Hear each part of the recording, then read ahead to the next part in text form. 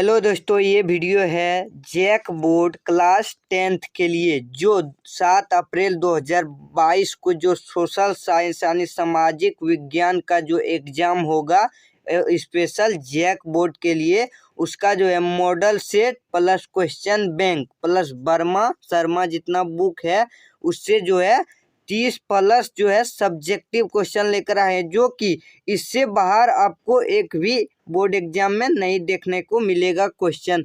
और इससे पहले 2 वीडियो हम बना चुके हैं और जाके वो वीडियो और ये 3 वीडियो आप देख लीजिएगा तो आपको सोशल साइंस में जो है 95% आपको कोई नहीं रोक सकता है। तो चलिए ज़्यादा लेट करते ना हुए वीडियो को स्टार्ट करते हैं। और आप ये वीडियो थोड़ा लंबा हो सकता है, आप बिना स्किप किए फुल वॉच कीजिएगा। और हिंदी का भी बना चुके हैं, जाके देख लीजिए सब्जेक्टिव।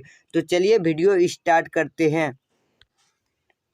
और जो सबसे पहला ये सब आप लोग मॉडल पेपर का क्वेश्चन एक भी नहीं छोड़िएगा, क्योंकि ये 12th का जो एग्ज़ाम हुआ उसमें सबसे ज़्यादा जो देखने का मिला वो मॉडल पेपर का ही क्वेश्चन देखने को मिला। तो आप लोग सब कुछ छोड़ दीजिएगा, मॉडल पेपर आपको नहीं छोड़ना। आपको जो जैक द्वारा ऑफिशियली छोड़ा गया है वो मॉडल पेपर आपको पढ़ के ही जाना है, ये मेरा गारंटी है, उससे काफ़ी लड़ेगा। तो चलिए सबसे पहला आपको क्वेश्चन आज कर लेना है। भारत की किन्हीं दो रोपण फसलों के नाम बताएं।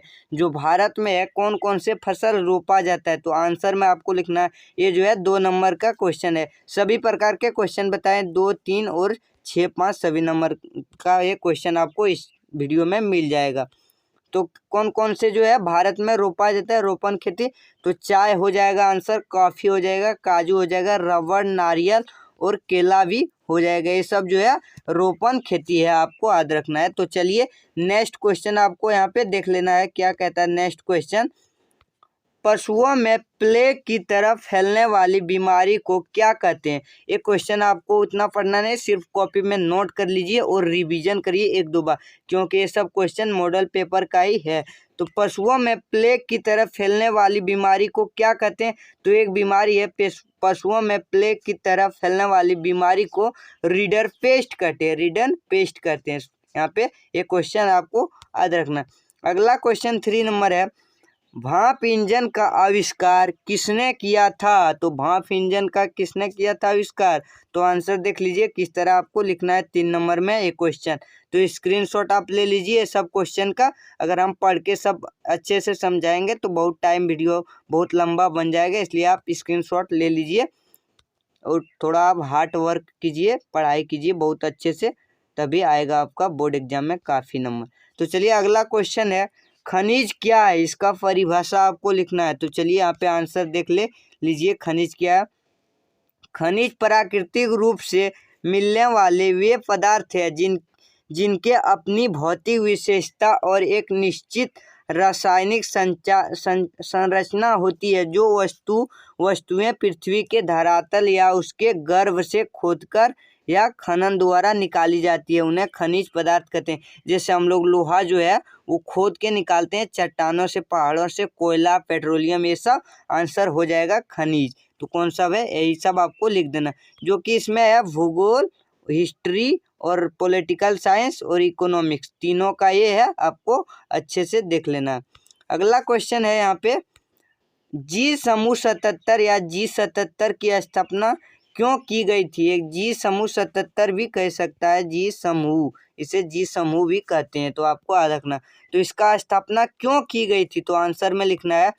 जी समूह 77 का मुख्य उद्देश्य अपने संसाधनों पर नियंत्रण रखना, जिससे उन्हें आर्थिक विकास में सहायता मिल सके, कच्चे माल सही दाम मिले तथा अपने तैयार मालों को विकसित देशों में बाजारों में बेचने के लिए अच्छी पहुंच मिले। ये जी समूह 77 इस संगठन का स्थापना किया गया था। तो आपको इस तरह क्वेश्चन का आंसर लिखना है। अगला क्वेश्चन है। लोकतंत्र में राजनीतिक दलों की आवश्यकता क्या है। वेरी वेरी इंपॉर्टेंट ये प्रश्न है, तो इसका आंसर आप लिख लीजिए, जो कि ये 6 नंबर का क्वेश्चन पूछा जाएगा। तो चलिए स्क्रीनशॉट आप ले लीजिए इसका। अगला क्वेश्चन यहाँ पे पूछ रहा है। बहुराष्ट्रीय कंपनियां किन्हें कहा जाता है? तो बहुराष्ट्रीय कंपनियां किन्हें कहा जाता है? आंसर देख लीजिए। ऐसी कंपनियां जो विश्व के विभिन्न देशों में कारोबार स्थापित करती है उन्हें बहुराष्ट्रीय कंपनियां कहा जाता है। यह कंपनियां अपने देश के अलावा और भी बहुत सारे देशों में वस्तु तथा सेवाओं का उत्पादन करता है। इन कंपनियों की अपने देश के अलावा और भी देशों में संपत्ति होती है। बहुराष्ट्रीय कंपनियां, तो आप लोग कमेंट में बताइए एक दो का नाम बहुराष्ट्रीय कंपनियां का। अगला क्वेश्चन यहाँ पे देख लीजिए क्या है। यहाँ पे अगला क्वेश्चन क्या कह रहा है? कॉर्न लॉ को समाप्त करने के बारे में ब्रिटिश सरकार का फैसला के प्रभावों की व्याख्या करें। तो कॉर्न लॉ एक कानून था। ये कॉर्न मतलब होता है मकई दोस्तों, जिसे हम लोग मक्का कहते हैं, और लॉ मतलब कानून। तो ये जो है मक्का पर एक कानून लगाया दिया गया था कि ब्रिटेन में जो भी मक्का बेचने जाएगा उस पर टैक्स लगेगा। इसलिए जो है ब्रिटिश में जो है काफ़ी महंगा बढ़ गया मक्का का, वहाँ गरीब लोग वहाँ पे नहीं खरीद पाए। तो इसका आंसर इसी तरह आपको लिख देना, काफ़ी खूबसूरती से लिखें, देख लीजिए आप, बहुत अच्छे से लिख लेना। अगला क्वेश्चन यहाँ पे देख लीजिए। ऋण के औपचारिक और अनौपचारिक स्तरों के मध्य अंतर स्पष्ट करें। मतलब ये इसलिए पूछा गया औपचारिक और अनौपचारिक क्या है, ये पूछा गया। तो आपको आंसर लिखना है। औपचारिक वे स्रोत होते हैं, ये सरकार द्वारा पंजीकृत होते हैं, जैसे बैंक और शाकाहारी समितियां जो बैंक में काम करते हैं वो औपचारिक में आते हैं। इनका ब्याज दर निश्चित होती है। औपचारिक ऋण के शर्तों से ऋण लेने पर शोषण नहीं होता है। तो अगर आप बैंक से अगर ऋण लेते हैं तो वहाँ पे आपको शोषण नहीं होगा और ना ही गड़बड़ी कुछ होगा। इसकी निगरानी आरबीआई यानी भारतीय रिजर्व बैंक करती है और इनका उद्देश्य सामाजिक कल्याण के लिए ऋण प्रदान करना होता है। तो कौन? औपचारिक ऋण में, ये आपको आंसर लिखना। और अनौपचारिक कौन होता है? तो आपको आंसर इसका लिखना है। ये सरकार द्वारा पंजीकृत नहीं होते हैं, जैसे साहूकार, व्यापार और रिश्तेदार आदि से अगर ऋण लेते हैं तो वो ज़्यादा ब्याज पर ऋण देगा। ये सब होता है अनौपचारिक ऋण में आते हैं शर्त में। इनका ब्याज दर निश्चित नहीं होती, कभी अधिक मांग देता है कभी कम मांग देता है, जब जैसे देखता है माहौल।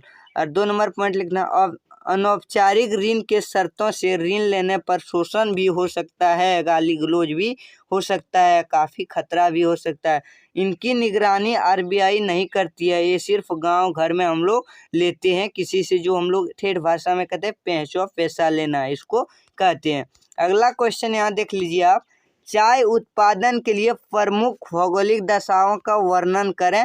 भारत चाय उत्पादन क्षेत्र का उल्लेख भी करें, जो कि मोस्ट वीवीआई ये क्वेश्चन है, आपको याद करके ही जाना है। और इससे रिलेटेड और भी 2 क्वेश्चन पूछ सकता है, वो पढ़ लेना कि भारत में चावल की खेती करने के लिए भौगोलिक और गेहूं की खेती करने के लिए भौगोलिक आपको दशाओं का वर्णन पूछा जा सकता है, ये तीनों।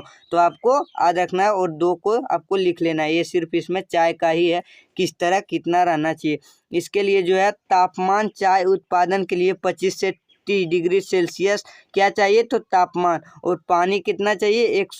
यहाँ पानी जो होगा इसमें 150 से 500 सेंटीमीटर तक होनी चाहिए। और ये जो है मुख्य रूप से कहाँ लगाई जाती है सबसे अधिक? तो असम में सबसे बड़ा चाय उत्पादक राज्य है। तो कौन है? असम सबसे बड़ा, जो कि काफ़ी दूर तक लगाया जाता है, चाय की खेती करते हैं जो हम लोग पीते हैं। और कितना चाय पीता है भारत में आप लोग उसका कल्पना भी नहीं कर सकते हैं। तो चलिए इस तरह आपको आंसर स्क्रीनशॉट ले लीजिए इसका।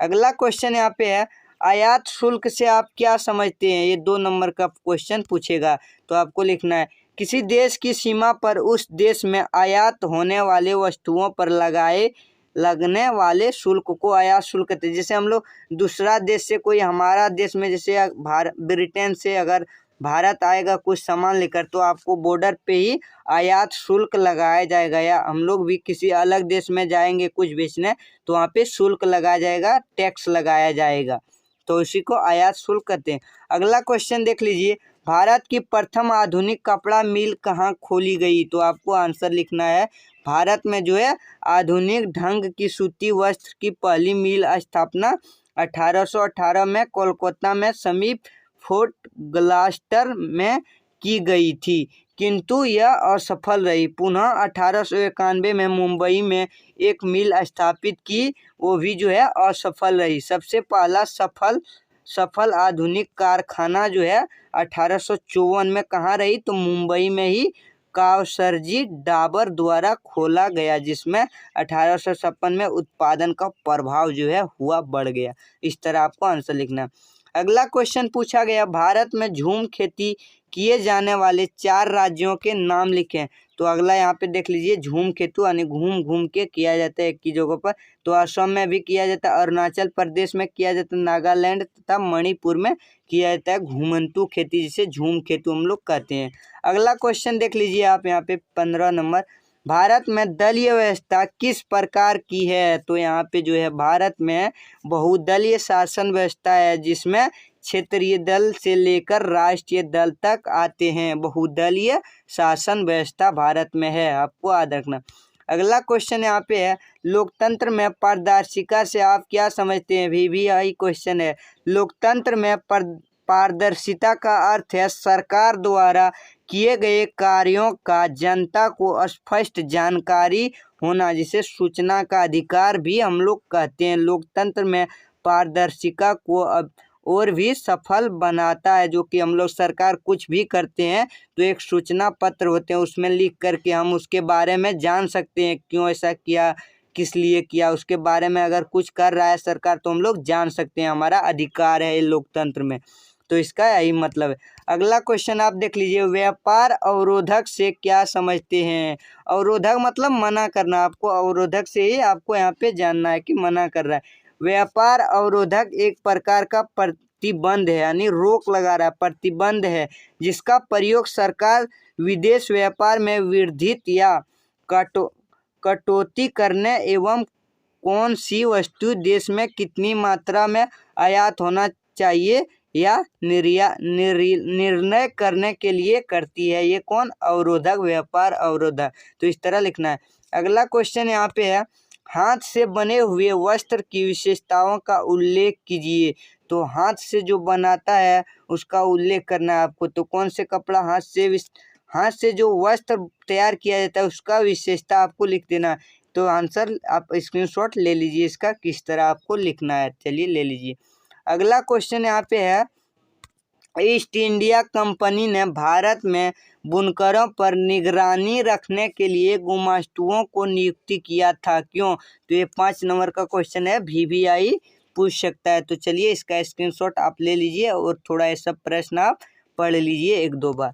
अगला क्वेश्चन यहाँ पे क्या कह रहा है, हमें खनिजों के संरक्षण की आवश्यकता क्यों है। खनिज जो है उसका बचाव क्यों करना जरूरी है। तो उत्तर में लिखना, हमें खनिजों के लिए संरक्षण की आवश्यकता इसलिए होती है क्योंकि उद्योग और कृषि दोनों ही खनिज पर निर्भर करते हैं। खनिज संसाधन सीमित तथा अनवीकरणीय योग्य है, जो कि एक दिन समाप्त हो जाएगा और भविष्य में आने वाली पीढ़ी इसका प्रयोग नहीं कर पाएगी, इसलिए इसका जो है संरक्षण करना जरूरी है। खनिज जो है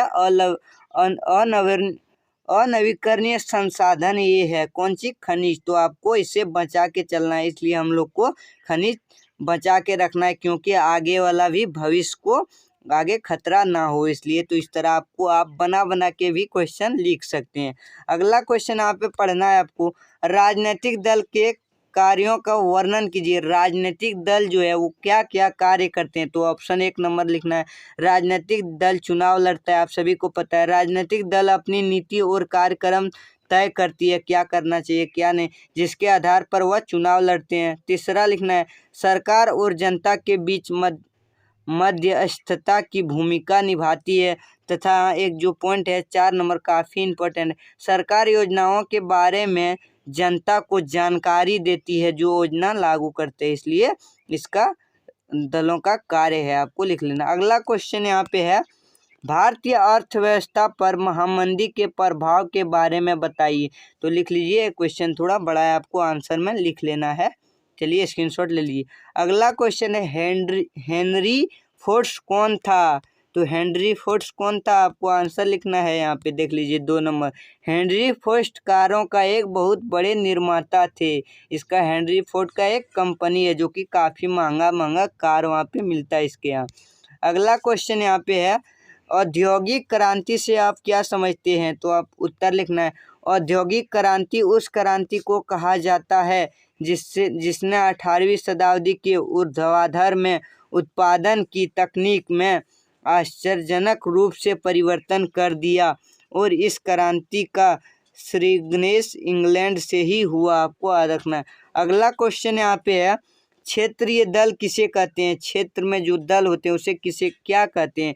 ऐसा राजनीतिक दल जो अपने क्षेत्र के हित के लिए कार्य करते हैं उसे क्षेत्रीय दल कहते हैं। इनकी कार्य करने का दायरा सीमित है। जैसे इधर मुखिया में खड़ा होता है, वार्ड सरपंच ये सब होता है, ये क्षेत्रीय दल का होता है।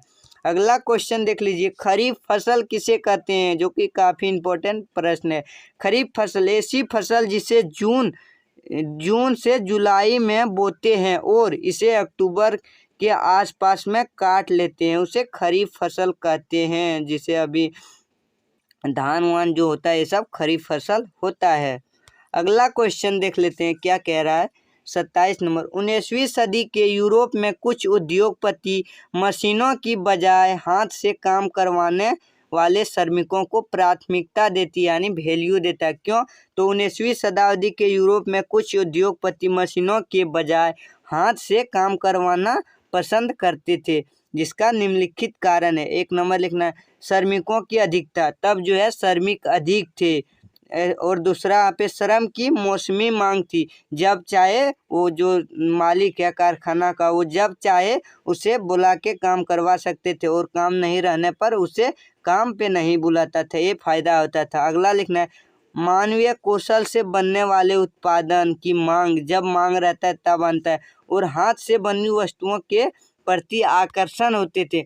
अभी जो मशीन से कपड़ा जो बुनते हैं और हाथ से तो काफ़ी खूबसूरत लगता है हाथ से बना हुआ, और उसका दाम भी अधिक रहता है।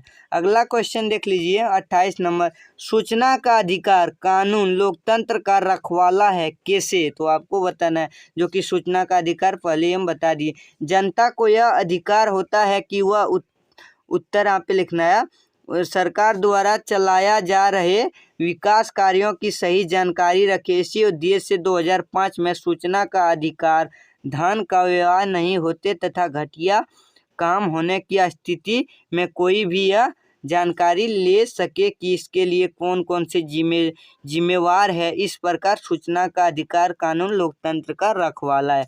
अगला क्वेश्चन देख लीजिए, प्रथम विश्व युद्ध के बाद विश्व को किस संकट का सामना करना पड़ा। जो प्रथम विश्व युद्ध कब से कब चला, आपको कमेंट में करना है। प्रथम विश्व युद्ध कब से कब तक चला, तो उत्तर लिखना है। प्रथम विश्व युद्ध के बाद विश्व के प्रत्येक देश को महामंदी यानी आर्थिक क्षति जो है सामना करना पड़ा। सॉरी, यहाँ पे महामंदी हो जाएगा, महामंदी का सामना करना पड़ा। काफ़ी खतरा, सब सामान जो है घट गया, खाने के लिए कुछ नहीं बचा, सब खर्च हो गया, सैनिकों के ऊपर पैसा खर्च हो गया, इसलिए काफ़ी परेशान हुआ सभी देश।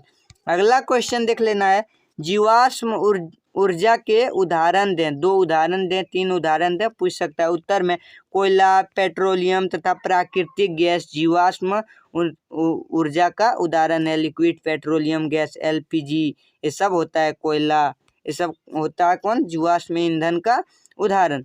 अगला क्वेश्चन है यहाँ पे, किसी 2 राष्ट्रीय राजनीतिक के नाम बताएं। राष्ट्रीय राजनीति कौन कौन से, भारतीय जनता पार्टी जिसे बीजेपी हम लोग कहते हैं, अभी बीजेपी की सरकार है, भारतीय जनता पार्टी एक हो गया, तथा भारतीय राष्ट्रीय कांग्रेस जो कि फेमस है, इंडियन नेशनल कांग्रेस। ये 2 ही पार्टी है, इसमें बड़ा है, पार्टी बहुत सारे हैं लेकिन मुख्य रूप से ये 2 बड़ा पार्टी है। कहाँ पे, तो हमारे यहाँ। अगला क्वेश्चन देख लीजिए 32, वैश्वीकरण से क्या है। जो कि वैश्वीकरण हम बार बार प्रश्न जो करवा रहे हैं, काफ़ी इम्पोर्टेंट ये है, आप लोग कर लीजिएगा। वैश्वीकरण किसे कहते हैं, वैश्वीकरण के चलते ही हम लोग किसी दूसरे देश में सामान बेच सकते हैं, या दूसरा देश वाला कोई हमारे देश में यहाँ सामान बेच सकते हैं। जैसे मोबाइल चाइना का भारत में बेच रहा है, तो किसके कारण, तो यही वैश्वीकरण के कारण। चलिए, विश्व के विभिन्न देशों के बीच अर्थव्यवस्था के परस्पर जुड़ाव को वैश्वीकरण कहते हैं।